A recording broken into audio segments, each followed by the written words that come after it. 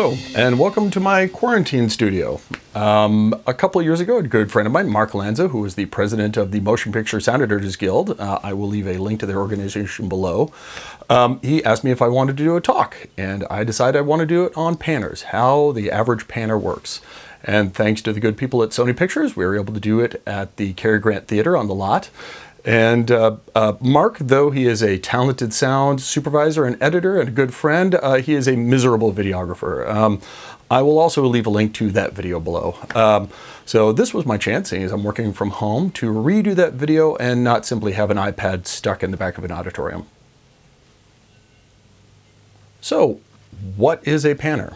Well, like any good audio phrase, it actually comes from a German word, Panelbefergung.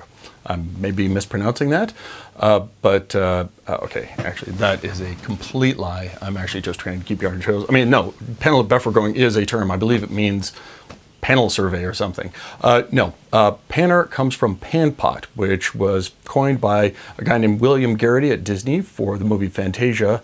Roughly 1938 was when they did it for Fantasound, and it means panoramic potentiometer.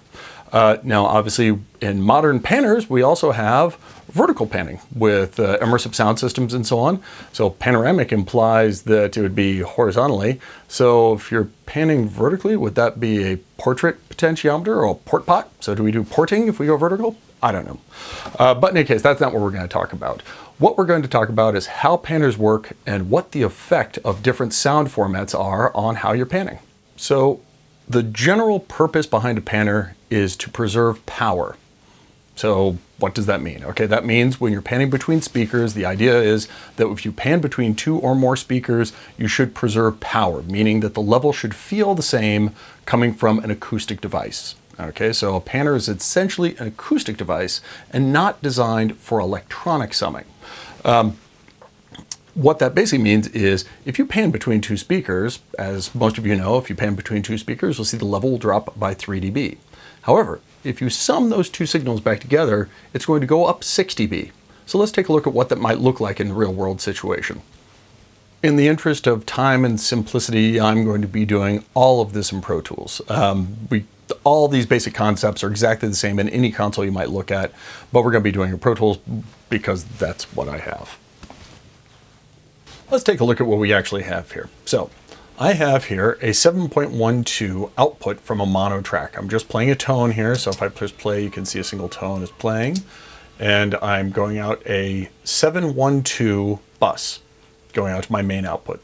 Attached to that, I have a 7.1, a 5.1, and a stereo send, which are here. And all of these have follow main pan turned on. So whatever I do to the main panner happens on all of them. And they'll be mixed directly to that sound field. So what I'm going to show you is the difference between mixing directly to a sound field versus down mixing from another sound field.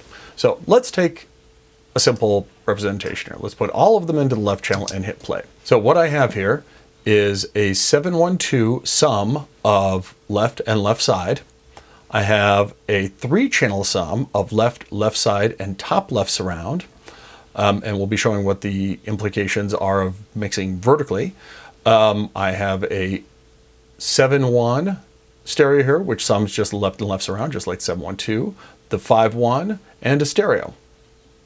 So as we can see, when I put something just in the left channel, there is no difference on the VU meter between any of them, because they're all going directly to the left channel. So let's try something interesting here. We are going to move this into the left side surround. So let's just go to 0. So now in this one, we can see that there's only contribution in the left side surround on all the 7.1 formats. But look at the 5.1 here. The 5.1 now is right between these two channels. So with the power preservation happening, it's going to put it in both of those channels and drop it 3 dB.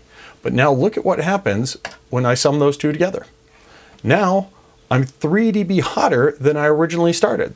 So if you had a mix that you originally did in 7.1 or 7.12 and you down mix that to 5.1, anything that happens at that position will be 3 dB hotter than it originally started. Now let's take that same consequence for putting it in between two speakers. So let's go ahead and put this at, say, 50. we're going to put this between the left and the left side surround. Well, now the same thing happens when we go to 712, 712, or 7-1. We're 3 dB too hot in that position. But now look at the 5-1. Suddenly the 5-1, now that it's farther forward, it's contributing more to the left channel. Therefore, it's not quite as hot. So we're actually only 2.3 dB hotter than we were because now we've moved the image farther forward and the power distribution is leaning toward the left channel. But now here's the interesting part.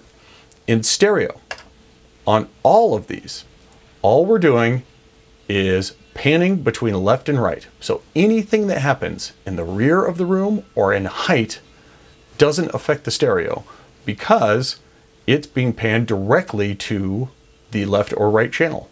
Now, if we were to take and do the 712, 7-1, or 5-1 down mix to stereo, we would have this problem of the 3 or 2.3 dB too hot, depending on our position in the room. So when you do a mix in multi-channel and you want to do a stereo version, you need to be aware of what's happening when you go down to that stereo. You might find that your reverbs are too hot, background vocals are too hot, anything like that that's behind you now suddenly is more pronounced in the stereo field if it isn't directly on a channel.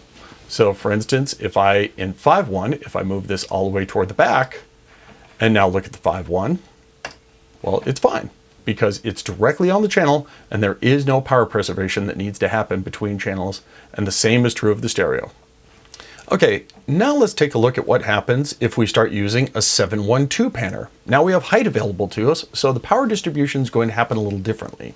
As we move up, you now have the possibility of the same sound coming out of 3 speakers simultaneously. So let's take a look at that. We're going to go to 50 here. So we're between the left and left side surround, and now we're going to go to our height here. And let's take height and go to 50 as well. Okay, so now if we start looking at this channel here, which is our sum of that left side surround, and left height, well, now look at this. The power distribution summed together gives us a totally different result. Now it's 4.6 dB hotter than we started.